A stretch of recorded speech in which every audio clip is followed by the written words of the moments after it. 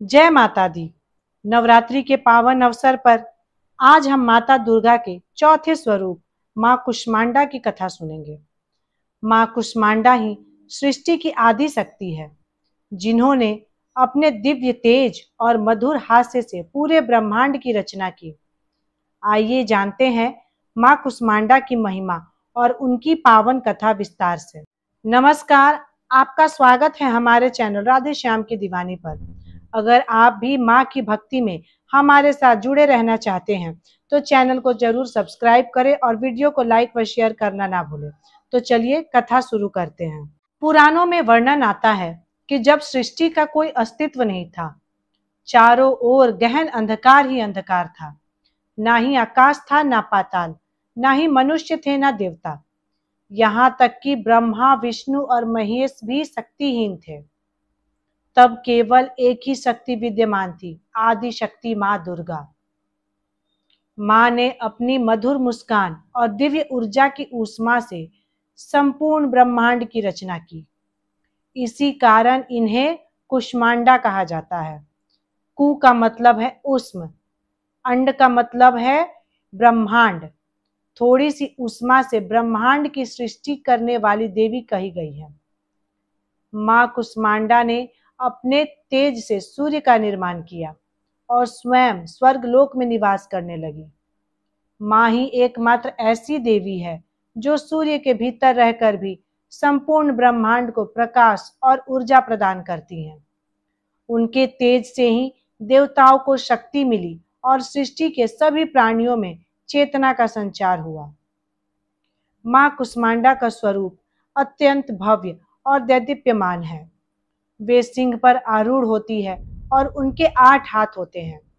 हाथों में कमंडल, धनुष, बाण, कमल, अमृत कलश, चक्र, गदा और जपमाला शोभित होती है। उनके चेहरे पर हमेशा एक दिव्य मुस्कान रहती है, जो भक्तों को सुख और शांति प्रदान करती है।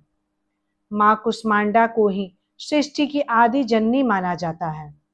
उनकी पूजा से तन और मन में शक्ति आती है। जीवन में सुख, समृद्धि और दीर्घायु प्राप्त होती है। साधक को अष्ट सिद्धि और नवनिधियां प्राप्त होती हैं। साथ ही मां कुष्मांडा की कृपा से घर में सकारात्मक ऊर्जा और आनंद का वास होता है।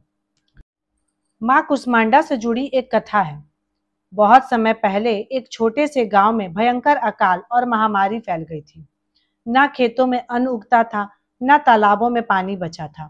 गांव वाले भूख और बीमारी से तड़प रहे थे। बच्चों की मासूम हंसी रोने में बदल गई थी और हर घर में निराशा का वातावरण था। गांव के लोग रोज देवी देवताओं से प्रार्थना करते, लेकिन कोई राहत नहीं मिल रही थी। तभी गांव में एक वृद्ध साधु आए। उन्होंने गांव वालों से कहा, हे भक्तों, इस संकट से मुक्ति पाने का केवल एक उपाय है। आप सब मिलकर श्रद्धा और विश्वास से मां कुष्मांडा की पूजा करें। वही मां है जिन्होंने अपनी दिव्य मुस्कान से ब्रह्मांड की रचना की। वही सूर्य की अधिष्ठात्री है और वही इस अंधकार को प्रकाश में बदल सकती है। गांव वालों ने साधु की बात मानी। नवरात्रि का चौथा दिन आया और पूरे गांव ने मिलकर मां कुष्मांडा की व्रत और उपासना शुरू की। सबने घर घर दीप जलाए, भजन और आरती गाने लगे। मां को सिंदूर, लाल पुष्प और मालपुए के भोग अर्पित किए। पूरे गांव में लगातार मां कुष्मांडा के मंत्र गूंजने लगे। कुछ ही दिनों में अद्भुत चमत्कार हुआ। आसमान में बादल छाए और वर्षा होने लगी। सूखी धरती हरी भरी हो गई। बीमार लोग धीरे धीरे स्वस्थ होने लगे और गांव में फिर से खुशहाली और समृद्धि लौट आई। गांव वालों ने कृतज्ञ होकर मां कुष्मांडा का धन्यवाद किया। उस दिन से हर साल पूरे गांव में नवरात्रि पर मां कुष्मांडा की विशेष पूजा की जाने लगी। भक्तों, इस कथा से हमें ये शिक्षा मिलती है कि जब जीवन में अंधकार और संकट छा जाए तो विश्वास और भक्ति ही सबसे बड़ी शक्ति होती है। मां कुष्मांडा हमें यह याद दिलाती है कि ऊर्जा, स्वास्थ्य और खुशहाली का स्रोत वही है। अगर हम सच्चे मन से मां को पुकारें तो वे अपने तेज से हर संकट को मिटाकर जीवन में नया प्रकाश भर देती है।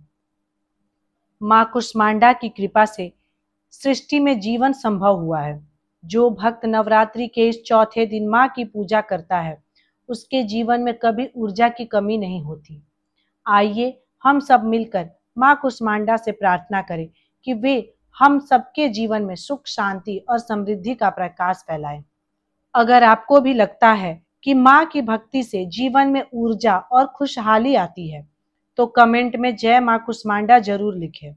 ऐसे ही और पावन कथाएं सुनने के लिए हमारे चैनल राधे श्याम की दीवानी को सब्सक्राइब करना ना भूलें और वीडियो को लाइक और शेयर करना ना भूलें। जय माता दी।